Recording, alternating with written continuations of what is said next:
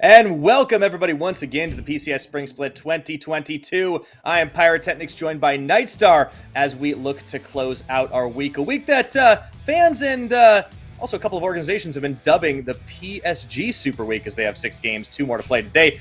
But of course, before we get into that, I want to thank our wonderful sponsors, Caliber and CTBC Bank. Thank you so much for making the PCS possible. Now, Frank, Mr. Nightstar, we've had some very exciting ones so far, but I do believe the games tonight might just top them. It is a absolutely loaded schedule we've got ahead of us. Yeah, I think our games tonight are going to be extremely exciting, especially the one to start the day off with, PSG taking on DCG. I think these teams are so very similar when it comes to play styles and also just like what they want to focus when it comes to in-game. And that just kind of determines who's sitting at the top of the standings, right? Because they're both one-loss squads. It's kind of crazy to see how fast PSG have really started to pick up the pieces a little bit, because when they had an opening loss up against Beyond Gaming, there was a lot of questions asked. They beat a lot of the lower tier teams, and it was like, well, does this really prove as much? It's certainly looked a lot better since. Let's take a look at our games yesterday, because PSG not only beat Frank Esports, they also knocked off CFO in the opening game. I don't know if that might have been the biggest surprise, but for you, Frank, was there anything in particular that stood out? Yeah, I think the PSG going 2-0 yesterday was very, very impressive.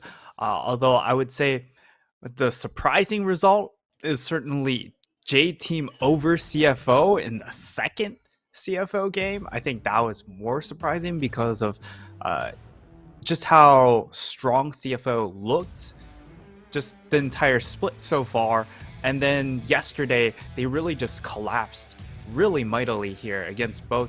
Well, not so much against PSG. PSG played very well, but it felt like against J-Team, they really fumbled the draft and a lot of other things went wrong too. And it was just a culmination of disasters. Yeah, we were wondering after the Beyond Gaming loss that they had suffered last week if that could just be a blip on the radar because of how bizarre that game was from minute one.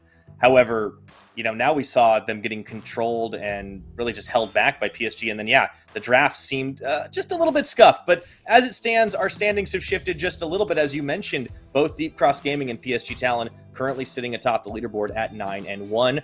Don't worry, though, if you're a fan of Flying Oyster, they are only a couple of wins behind of a chance to try and overtake once again.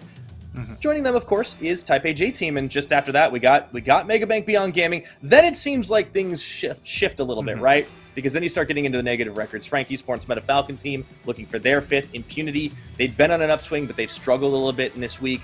And then, of course, Hurricane Gaming notching their 2nd win in a close one. We'll have to see if they do a little bit better here today. And, of course, Sem9 still in the hunt for their 1st. They will play up against Impunity. A little bit of a spoiler alert as we'll get that schedule headed your way soon. Yeah, it's a somewhat familiar look for anyone who's followed the PCS or the LMS for a long time. It's very much a top-heavy league, so this is very similar to what we saw last split. Of course, different teams, but it typically sorts out very similarly here. But the team that can make a bit of a push, I think, or has a lot of room to grow is, of course, Frank Esports, in my opinion. Not just because they're Frank, but just because these players still have a lot to develop because they were so late in just the formation of the squad. Right. I think it's, on one hand, you can look at that and say, okay, at some point you have to be able to start stacking wins on the board. But they have, right? We've seen improvement in the players. I think Pretender has really come into his own. Eminem has shown great strength in earning the MVP last week. I'm not 100% convinced they should stray too far from K2, but I think Rebirth didn't look too bad.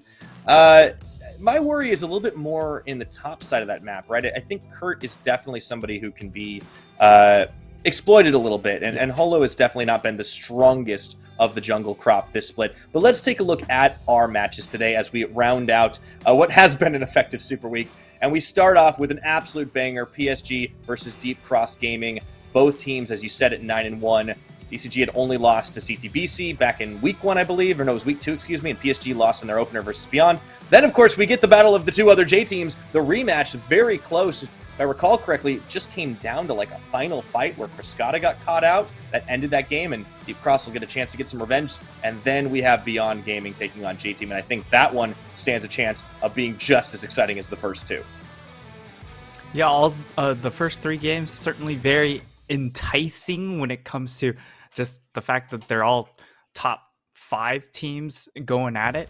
But I think it's something not to sleep on is the 4th game, because we do have Kirino coming in from Sum 9, replacing Lazar, and he had a very impressive lane showing yesterday. Maybe, the team play wasn't quite there, but of course, when you have that new substitute, it's always a question of how much practice time have you put in with this roster. And well, we'll see how it holds up against Impunity, who have had questions about the mid lane, but their team play has been really one of the better teams in the league. Yeah, despite their record, Impunity have definitely looked better as a team, especially compared to the roster that they brought into the summer split last year. I think for Sem 9, I mean, it's frustrating to not be able to put a win on the board, but there are some signs of improvement. You talked about Kirino coming in and really stepping things up a little bit over Lazar. I think anyone that comes in and just drops a Zed game to start and kills it in lane, that takes honestly quite a lot of cojones to pull it off. We'll talk about them later because we are going to be getting into our first matchup. PSG Talon, of course, they are Hanabi, Juhan, Bei, Unified, and Kaiwing. And for those of you who might be joining, familiar with this team but not watched a lot of the PCS, yes, of course, they do have a new mid-jungle duo that have slotted in quite well. This is a pair that was scouted from NS Red Force over in Korea. They've been with the team since the end of last year. They've been taking Mandarin lessons. They've been leveling up their communication, and they really have slotted in well. I feel like they haven't had to go too far out of their comfort zone, though, Nightstar. Yeah, I think the interesting part about the PSG roster has been how quickly it's gotten together. I would have thought that we would be looking more of a maybe the last 2 weeks of the split, they really find their stride and hopefully able to take that momentum into playoffs and show something there. But the fact that they've come out really, really strong in week number 4 has been very impressive. Yeah, speaking of impressive, I think we have to give Deep Cross Gaming a lot of credit. This is a team that came in pretty hot. We already kind of knew that some of the players had a lot of credentials. Nesty, of course, had been around for a while. Hana had shown up quite a bit in the previous split, and people knew about Woody as well. But I think some of the newcomers, Leaky and Criscata in particular, has been my rookie to watch, because in a field that is pretty stacked with AD carry talent, he has really had some standout performances. Admittedly, he's been given some very strong picks. He's gotten 2 Zeri games under his belt. But at the same time, I appreciate that he can pretty much cover the basics. Sure, he's made mistakes, but like as a rookie, you kind of expect it. He's definitely had a lot more hits than misses. And he's also had some fun. We got a Heimerdinger game out of the guy in one of their more bizarre double enchanter lanes, and I think he showed that he can play both. And we are, in fact, comparing the AD carries, which I think is absolutely the right thing to do because, oh my goodness, it's the old guard versus the new kid on the block. Unified, probably the strongest bot laner in the league, and certainly one of the most experienced. Yeah, Unified's really done well this split. Of course, losing Maple from the previous year means that the carry load has to be allocated towards him just a little bit more. Also accounting for just the meta in general being a very strong bot-heavy theme, and he's really performed up to that task. Whereas on the flip side, Criscata, he's done very well for himself in a very in a role that has been sort of set up for him to try and succeed, and he's done that because this team isn't really built around Nesty hard carrying with his damage numbers. It's about Nesty carrying the map control with his macro play. Absolutely. It's a bit of a different squad in the Deep Cross side, and the result is Criscata has had to carry a bit more of the damage load. He's also had to do it sometimes on lower resources. So I'm really curious to see how that bot 2v2 plays out, because that's got to be an absolute banger. But we are into picks and bans. Tom, Kench, Diana both removed. Diana against Hana, of course. And then the Zeri must ban. Both these players have got a chance to play it, but it does feel like, despite a loss yesterday, a bit of a death sentence to leave the Zeri open against either of these types of players. Absolutely. And yes, the damage numbers have come down with the recent patch, but the fact of the matter just doesn't change that she is the most mobile AD carry that you can put into that bot lane. Thus, still definitely warrants a ban here, as we do see it's Tryndamere getting taken off. I think when it comes to what pick this both of these teams want to try and contest, we're going to see Ryze come out. We're also going to see Jinx be a big presence in this draft. So I think DCG are contemplating whether or not they want to take one of those off, but instead they go ahead, take away the Gwen. Of course, Hanabi extremely powerful on this champion as well, and it is one of those champions that can do very, very well into a Jinx. You're absolutely right, and also want to give a nod to the Tryndamere respect ban up against Leaky. I do think that apart from the bot lane, these top laners have both definitely, well, Hanabi over years, but Leaky has kind of come in very, very strong, and I think it is wise to try and deny him some of these stronger picks. But we do see the Jinx as a first pickup for Unified, and interesting, they're not going to... well, you don't need to pick the Aphelios just yet if they want to prioritize the mid-jungle. I do think that the Hecarim Ryze have both been incredibly, incredibly high prio. For Nesty, when he has played Standard, it is his champion of choice. But then, of course, we do start to see a bit of the flavor of the month coming in here on the PSG side, as the Ahri is being hovered. Ryze, of course, being Bay's far and away favored champion. Yeah, and that's kind of why I mentioned that, hey, it's most likely going to be a Jinx for Ryze swap in that case. The issue, of course, with the Ryze is that he is low range, so into a Jinx, I still favor the team that gets the Jinx locked in first, and they'll add in a Thresh to... Okay, they won't add in the Thresh, they'll actually pivot to the Leona. Of course, this is Kaiwing's favorite champion. Yes, he can really exhibit a lot of skill with the Thresh, but when it comes to melee engaged supports, I think Kaiwing really rises above a lot of the other players in being a primary engaged threat and being consistent with that. Yeah, I think they do like to hover the Thresh a lot of the time just to see, like, hey, can we maybe play this? The Leona's just a safer bet. It also gives Kaiwing that really reliable engage, I think, even more frequently than the likes of a Thresh. And now they can, if they want to, focus their bans down bot side, put Woody on something he's a little less comfortable with. And, you know, Woody himself, he's played a pretty wide range of supports. You know, even has a Senna game in there, an Alistar game in there, but, you know, certainly not quite as comfortable as, say, the Nautilus or something like that, a little bit more reliable. But in the second phase of bans, we start to see the jungle pool being hit a little bit. The Volibear gets taken off the table. It's not something Juhan has played a lot, but it is always possible to see. And there is going to be the support ban. It's a Rakan, though, up against Woody. Yeah, I think the Volibear really takes care of two issues of, hey, we take it away from Hanabi. It can be played in that top lane, of course. And we also deny it away from Juhan in that instance. I think they'll go ahead, follow it up with either a J4 or a Xin ban here. And then for PSG, you're going to be looking at perhaps taking away the Tahm Kench or the Thresh to take away that safety that Kriskata would have coming in from his support. And I would also have to say that Woody hasn't looked particularly great on something like a Nautilus.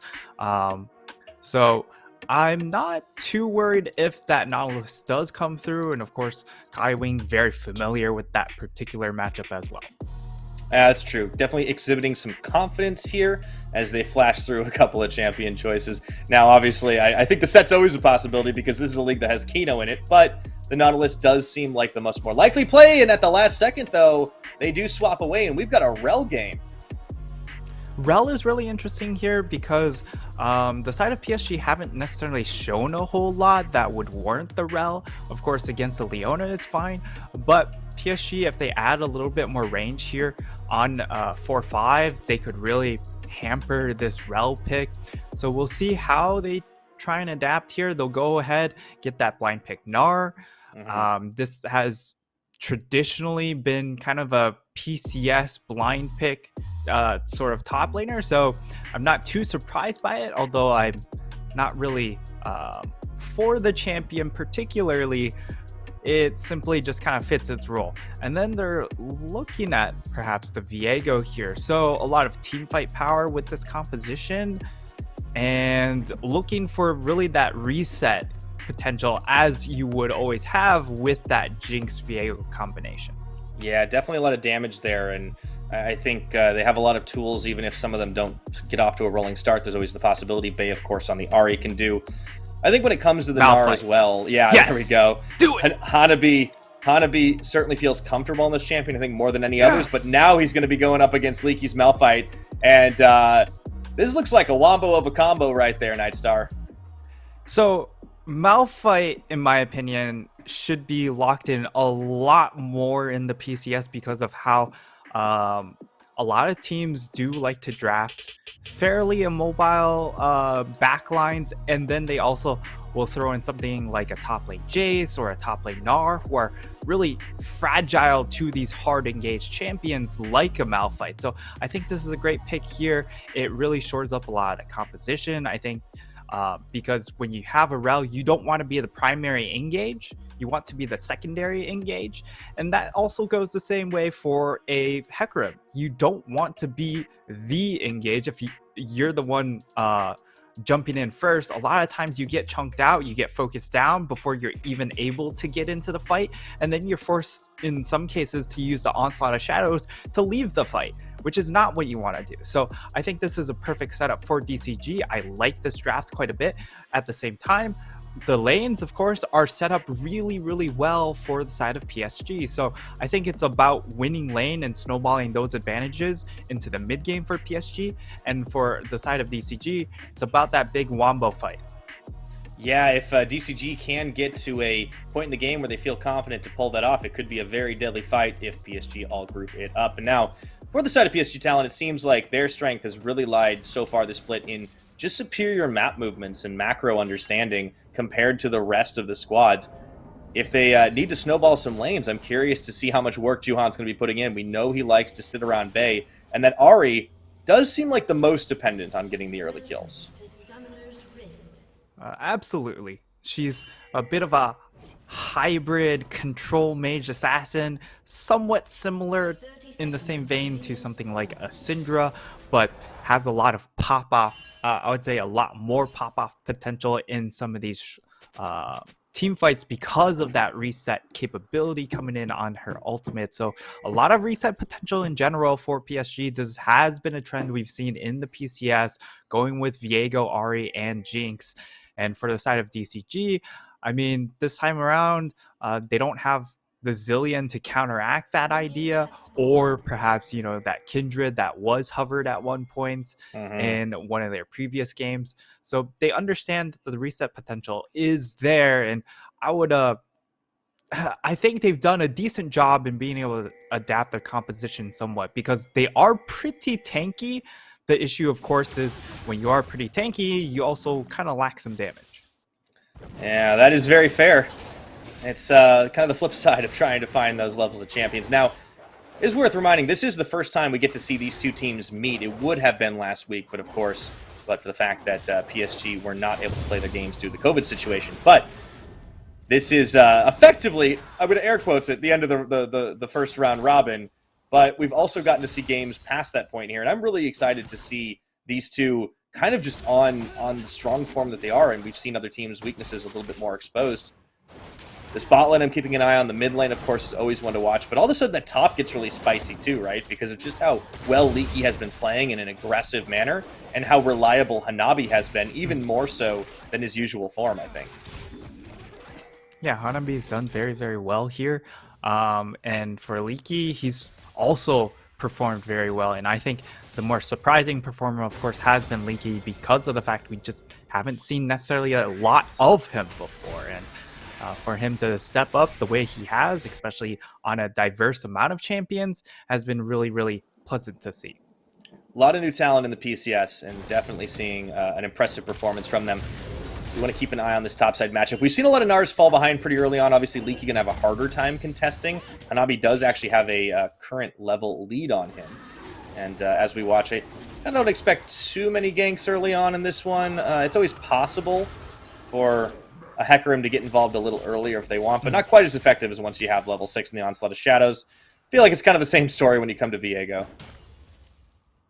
Yeah, both of these junglers do want to farm up a little bit and then start really impacting in lanes when they hit level 6, but I would say that when you do have that flash up available on the Viego, you can look for some of these more aggressive plays just to try and burn a flash. And once you're able to burn that flash early on, then they become very susceptible to a later on gank at level 6. And the same goes for the Hecarim. You can still gank pretty well with E and Ghost. You cover a very large amount of distances. In this bottom lane, it's really just a bit of a standstill. Nice little sidestep from Cascada. Of course, both of these AD carries will be a point of focus. And Unified on this Jinx, I mean, he's always going to be a big target when it comes to these team fights. And as a result, you see that both of these AD carries actually have gone for the cleanse, which I think is always nice to see. Yeah, it makes a lot of sense. They're definitely thinking ahead to the team fights right now rather than going for like those 2v2 trades, which of course is still always a possibility. But of course, we did see a lot of pings on the junglers walking over a couple of wards as they tried to clear scuttles. So while the focus for PSG was towards the bottom side, you could see Hana up towards the top. And that does mean that the lanes are working with good information. So no surprises, which means probably no blindsides here. But there is a little bit of attention being paid mid lane, and both mid laners definitely capable of getting a roam on. Bay is actually going to be moving down in here. I think they might be looking for a play, maybe not on the bot side, but at the very least to take away some pressure. What they don't know is Hana and Nesty are here too. Yeah, I think it's really just going to be a fight for this Gromp here.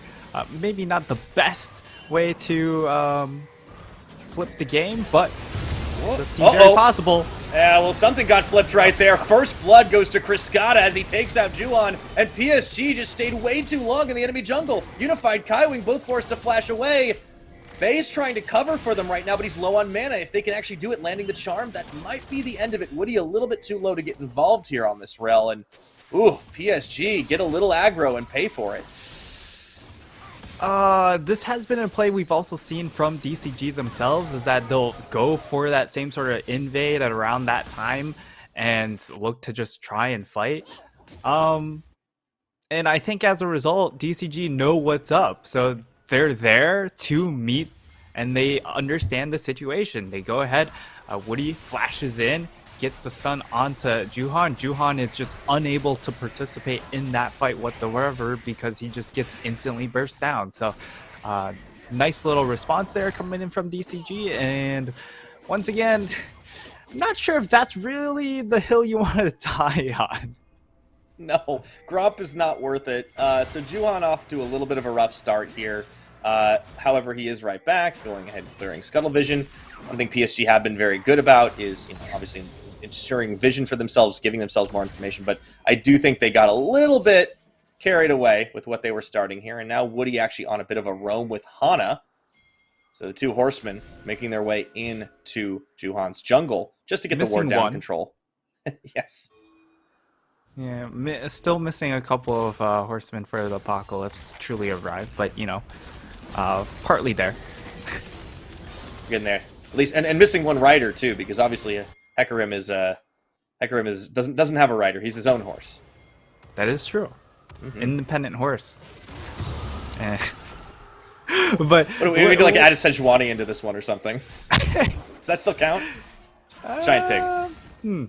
Debatable. Maybe if she gets another skin.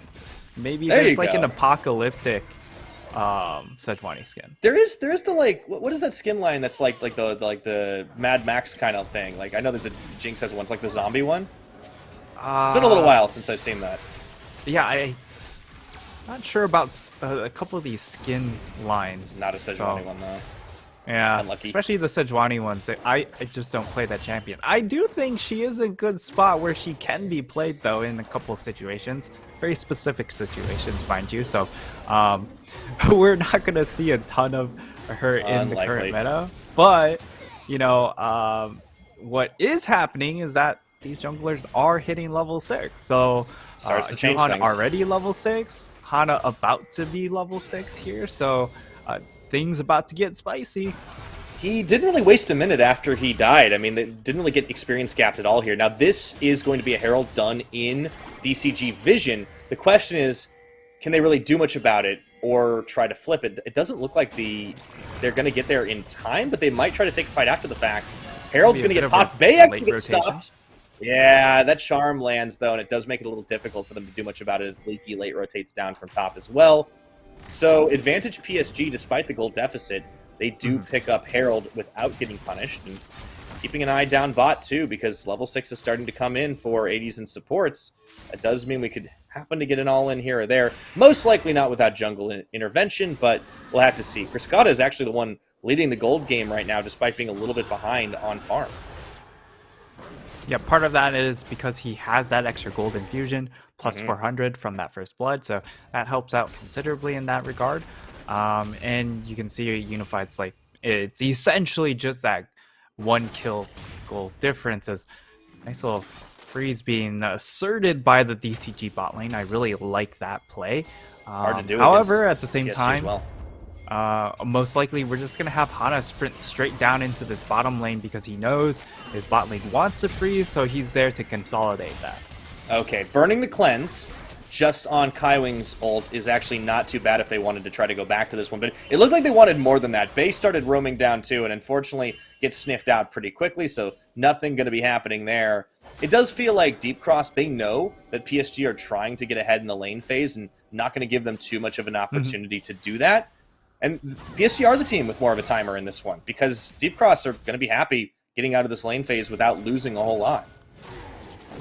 Yeah, this is definitely more about the early game for the side of PSG, and for DCG, if they're able to slow things down, I think mid game's where they're going to come on really strong. Of course, when it comes to the late game, I think PSG have the opportunity to outscale at that point. It really just comes down to fight setup.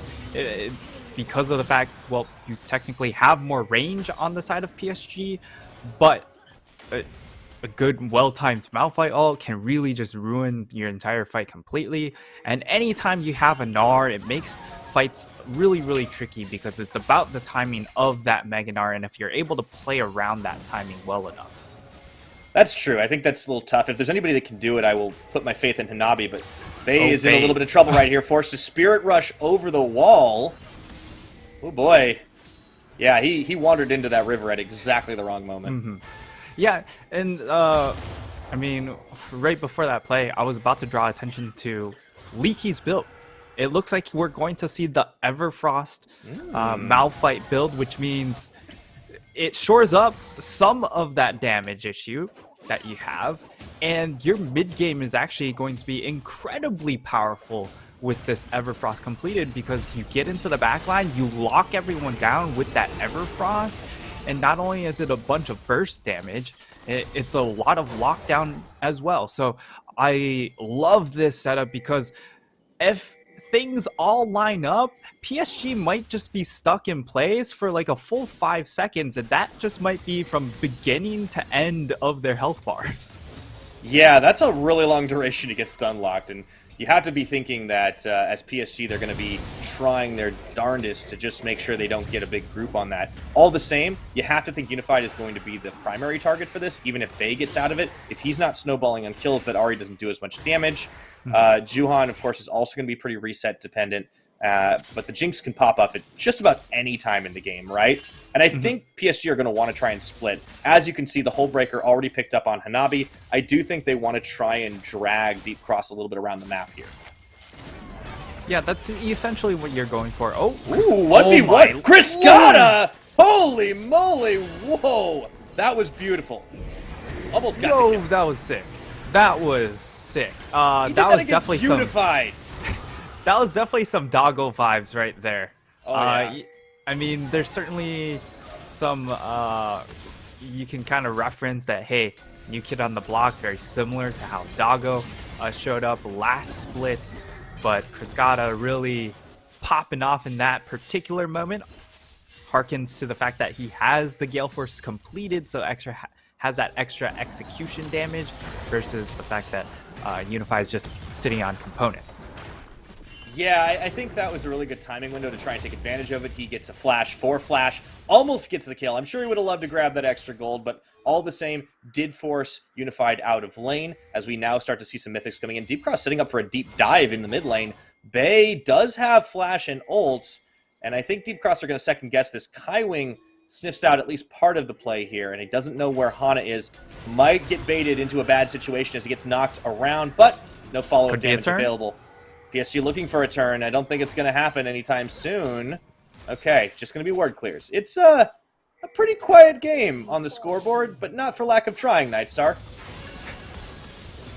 Yeah, there's certainly been some attempts at some plays, but I think the big fight, of course, will be in 90 seconds when we'll see if PSG decide to fight around this next dragon. I think DCG, of course, they're looking to fight around that because by then you have, of course, your big ultimates back up. Your top laner is going to hit level 11, so that's when you get the second point into your ult as well. So should be a lot of team fight power coming in just from the fact that they have level 2 ranked ultimates, and they should also be close on double Everfrost. So again, like, you have a lot of lockdown setup here, or we could also fight around second Rift Herald.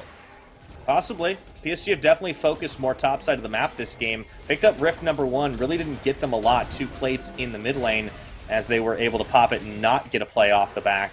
But Deep Cross are going to try and fight for this one. Dicey situation for PSG. Here's Hana hunting around. Herald showing eye towards the Deep Cross side, but they're not going to go for it.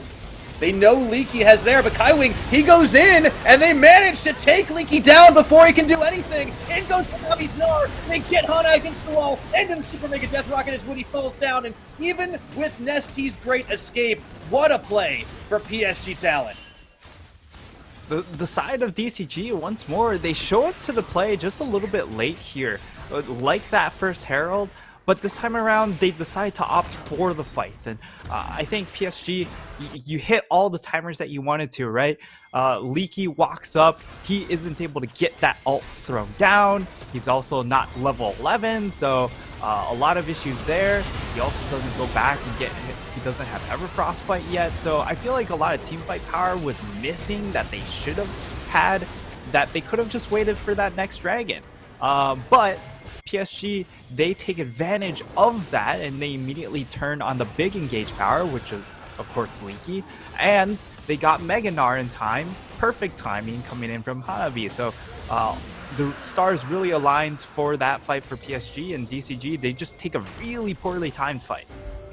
Yeah, I think DCG weren't quite ready for how fast that turn went. Kaiwing's engage was extremely good. Leaky never really got a chance to throw out the ultimate himself. And at the same time, I think the priority focus was really good on a handful of those players. Hana, of course, goes down. You see Nesty would have dropped had he not gone for his ultimate. Speaking of Nesty, over the wall, Bay and Kaiwing combo up, and Hana is trying to buy some time for his team, but Nesty should fall to the Blade of the Ruined King. That's going to be Juhan picking him up off the back, and nothing to really grab after the fact, but a really nice collapse by the PSG side.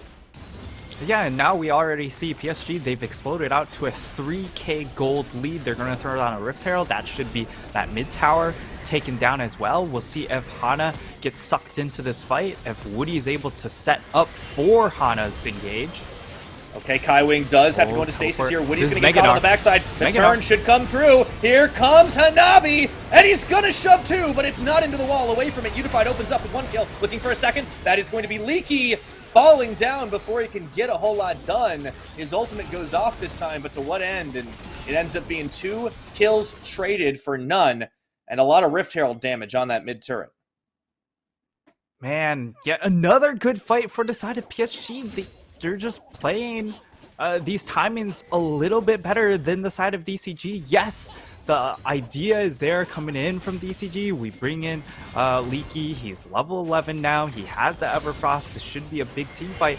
But look at the timing and just really the mismatch of these engages. Like, Woody goes in. Leaky's not quite ready to use his ultimate. And by the time he uses his ultimate, the fight's already done. Like, there's no point to tossing this out other than to amp up your damage numbers. Yeah, I think PSG just have, superior sense of when they want to make these plays, and this has been the hallmark of PSG right now compared to our other newer squads, especially the ones that don't have as much experience playing on the same roster. We've seen them just be able to pick apart teams that pound for pound seem like they might be stronger than them, And PSG could be well on their way to pretty much wiping the table outside of their Beyond loss. And we could be looking at another form of the dominant PSG Talon. Yeah, PSG Talon really hitting the ground running a lot faster, again, than I would have expected. I would have thought they'd be playing more for, you know, the 1,500 meter track, but it seems like they're playing more for the 500. They've really gotten off the ground. Yeah, they've gotten off the ground very, very well. So I've been very impressed by how fast they've developed, and hopefully they continue that trend to continue to add dimensions to their game, because I think comparatively to some of our other top teams, they have the most room to develop. Which is crazy considering the fact that they have such an insane record already. I do think Bey and Juhan have slotted in really well. It is a different style, right? Bey can still play these more Assassin-y champions, as we see right now. Dashing the wall, Leaky will get the knockup, but it really doesn't matter as the kill gets fed over to Unified, and Deep Cross want to turn this fight. Okay, they can turn, though. They might be able to make it happen, but look at Unified. He's completely untouched and running wild into the back line now. Criscata just cannot do a damn thing. Unified looking to jump the wall, hops the Moonlight Vigil, and gets himself a triple kill. They were hunting for more, but they don't even need it. Gonna knock down that outer turret, and looking for even more down the mid lane. Yo, what an insane play coming in from Unified, going in. Whoa! And is that over? It looks like they got one more. That was great. The hop, skip, and the crunch. Unified picks up a delayed Quadra. Only Nesty is going to be sitting around, and he has to go back to the fountain.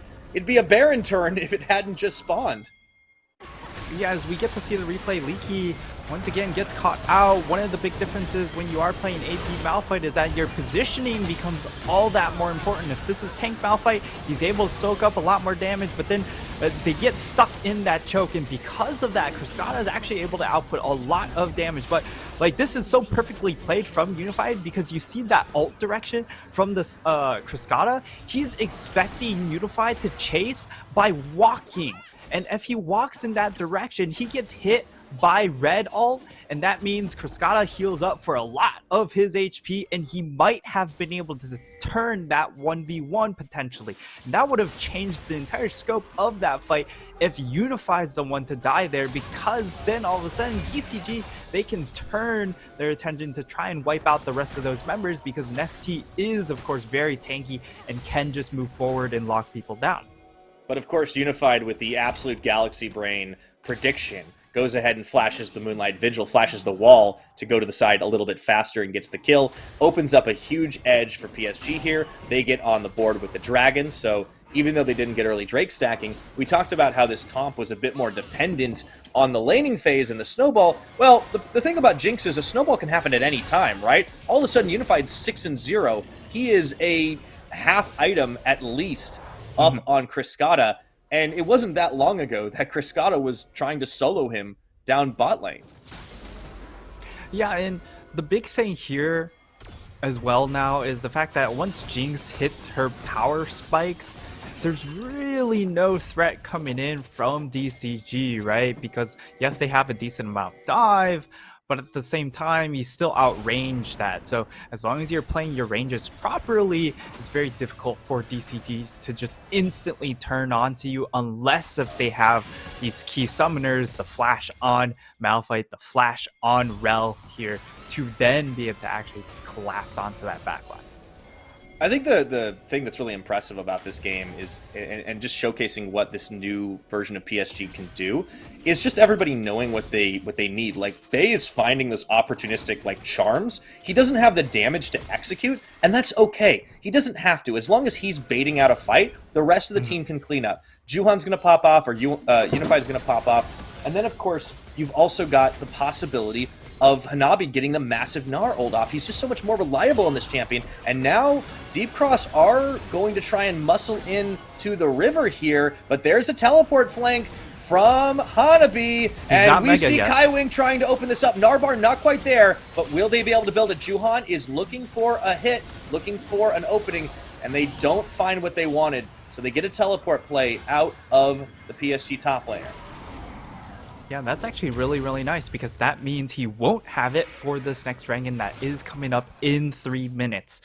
Of course, they're trying to burn that timer now because they know they can kind of threaten Baron because of how tanky they are. Yes, they're not going to do it incredibly fast because, again, they're mostly just a bunch of beefcakes, but it means that they don't take necessarily a ton of damage.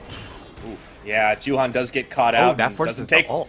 He does get the ult force. The Heartbreaker goes down, but he didn't die, and that's critical here, which means if there is a smite fight, he has the opportunity to make that play. And it looks like Leaky's looking for a flank as they're hoping to bait PSG into this Baron pit. They need to find Unified. Staying in the back. Unified, great positioning so far this game. Can he keep it up? Leaky wants to get the unstoppable force. Baron starting to shred. Rocket comes through. Nesty tanks it. And that is going to be the chase down for PSG. They have the damage as Bay opens up, and even with the Malphite ultimate, a massive Gnar against the side of the pit, and they only lose Juhan on the back of that one. It doesn't matter if they don't have the smite. They clean up with the ace, and they can take the Baron too. Yeah, it doesn't matter if the smite did go down, if their entire team is down. So PSG once again find the fight timing. And this Malphite pick, while it looked like it could have saved the draft for the side of DCG, unfortunately the play in-game has fallen quite short. Once more, he ults very, very late in the fight after the fight is essentially over, and he just doesn't get a whole lot of value out of it. We'll see the replay here.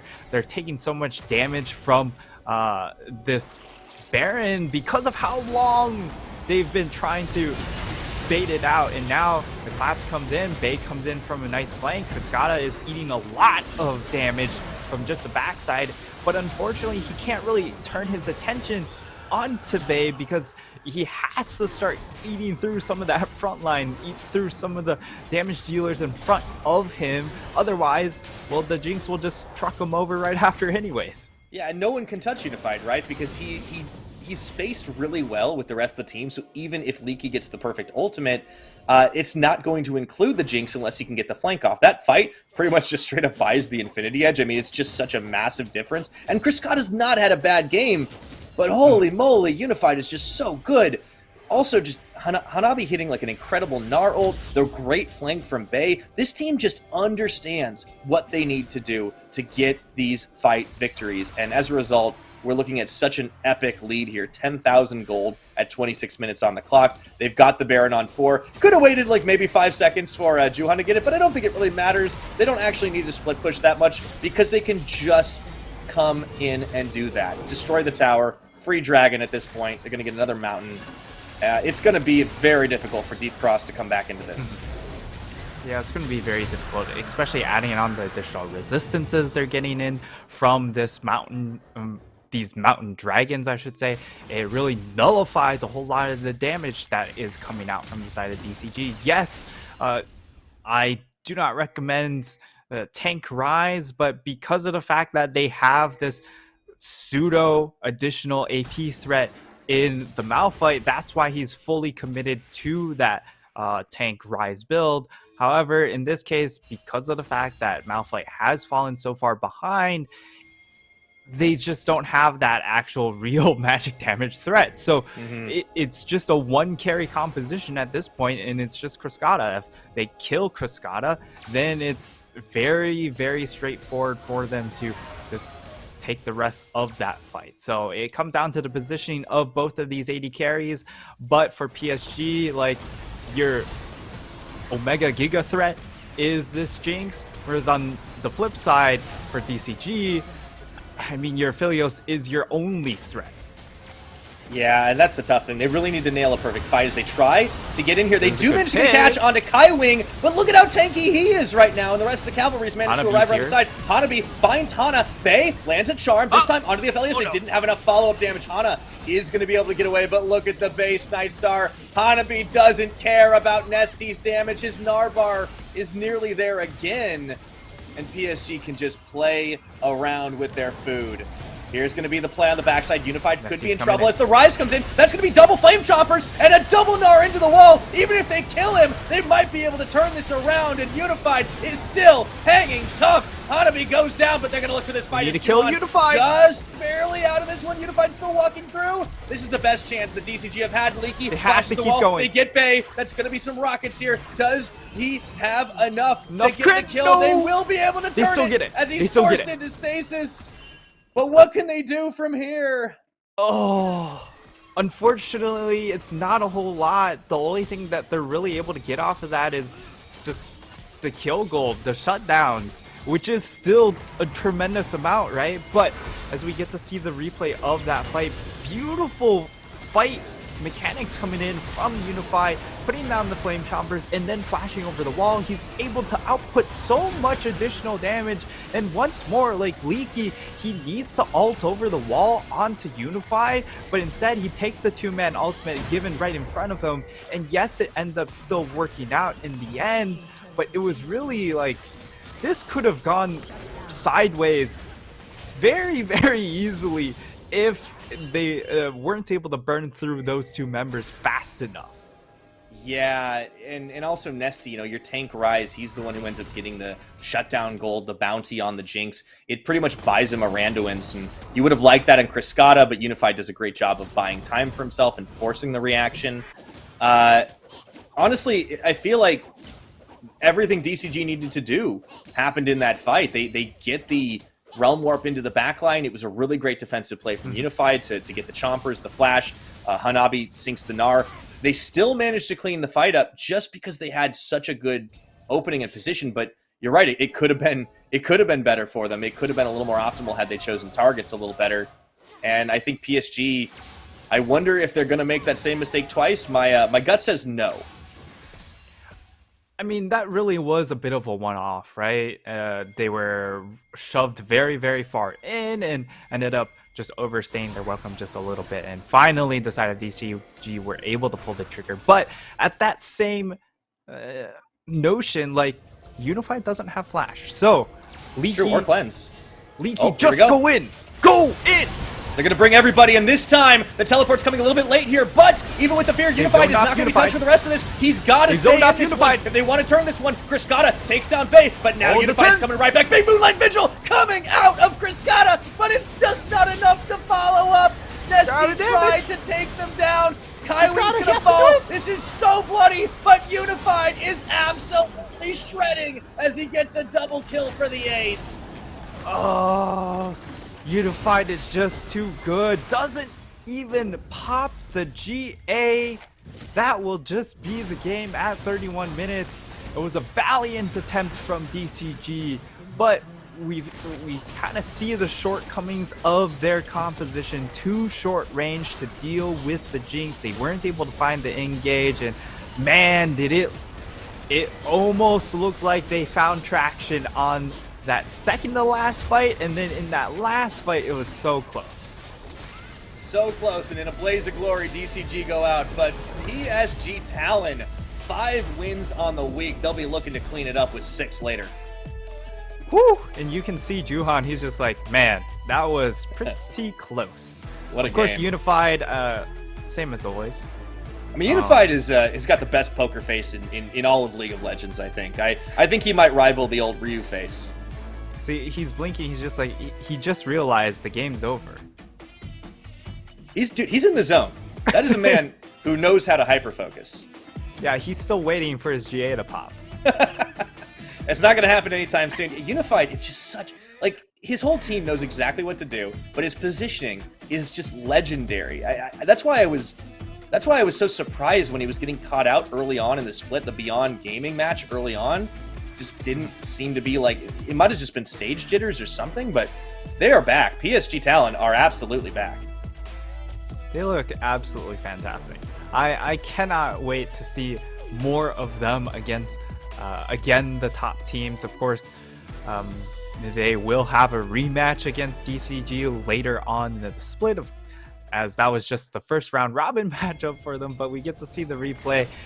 It was yet another great attempt. They send all 3 of their really big engaged tools in an attempt to snag Unified, but unfortunately unable to get access to him, and Cascada tries really hard to pull this fight back in, but you can see like Nesty walks up, tries to get onto Unified, can't, because Unified just has way more range than him. And like if Nesty, instead of that Randuin's, it ended up being yet another damage item, maybe they can fight a little bit more front to back. I'm not sure if it changes it enough though to actually swing that fight. Yeah, I think Cascada, like we talked so much about Unified's positioning, and that Cascada did such a great job of knowing when to step up, knowing when to step back. The Moonlight Vigil was about as good as he could have hoped for, but you're right. It feels like what it really came down to at the end of the day was just a bit of draft gap. Admittedly, the Jinx was fully popped off. Not a lot you can do about that, but at the same time, it was such a great setup for DCG. They just didn't have enough damage to keep going. You can definitely second guess some of the micro decisions in terms of builds, but it just was a little bit of a better fight, a little bit of a better read, and the counter engage once again from PSG Talon. I do think DCG are the team that have probably challenged them, one of the teams that have been able to challenge them the most so far, and I am really looking forward to our next matchup up against CFO. That's going to be an absolute banger too. It's rough to lose like that, but I do appreciate they went out in a blaze of glory. Yeah, and I mean with that, like, we need to reevaluate this Aphelios pick for our league. I feel like we over-index into it way too hard. The Jinx is just a little bit more flexible. If you are the Aphelios, you have to hard win lane. Otherwise, you just don't get a lot of value out of this pick into a lot of these compositions that involve a lot more range. It's just so much more difficult to make this Aphelios pick work. And I mean, it was a valiant attempt coming in for Cascada, and you can see his damage numbers very high, but even then you could feel more impact coming in from this Jinx pick nonetheless. Yeah, it just pound for pound, it was just a little bit better, but also there were other threats, right? I mean, some of those fights got set up to charm. Bay kind of became a bit of a charm bot after a while, but it was fine because all you need to do is take a priority target out of being able to hit their buttons for a second or two. I think a big difference maker this game was Hanabi. We've seen so many Nars fall flat on their face, and he just knows this champion and its limits. He played so well around his Gnar bar. I think there was like one fight where he teleported in before he was ready and they didn't really get much out of it, and that was okay because they didn't lose anything either. But for the most part, he was on point. He was always getting in there just in time to land like a 3, 4, 5-man Gnar and just set things up. He was on protect the Jinx duty a lot of the time as well, and it is no surprise that Unified earns the MVP here with a over 90% kill participation, 38%, almost 39% of his team's damage, and this is on like a double triple carry comp. Yeah, certainly a lot more carries when it came to the draft for his team, but when it came to actually hefting the load, it was all about Unified on this Jinx. I will say Hanabi did do a very good performance on this Gnar, being able to hit those Gnar timings, but your job does become easier when your opponent just has to sprint at you. Just really tunnel vision onto the Jinx, because they have to be the ones that overextend more often than not and allow then those Mega Gnars to land on multiple people. Yeah, I think the early game from Deep Cross looked really good, but once they started losing out those fights, there was definitely that hint of desperation, the hint of, okay, what do we do? The Jinx is getting out of control. This is why this champion is just so prized, so valued, because you have such a ridiculous upside on it, and in the hands of someone like Unified, oh, it looks legendary. Absolutely. So really well done from PSG. We'll see if they can close out with a 6-0 week. I've been told if they don't get a 6-0 week, one of the mods on their Discord will perform a dance. So high stakes. High stakes indeed. Well, we'll have to see, but of course, after this short break, Deep Cross Gaming will return to the Rift to take on against CTBC Flying Oyster. Don't go anywhere.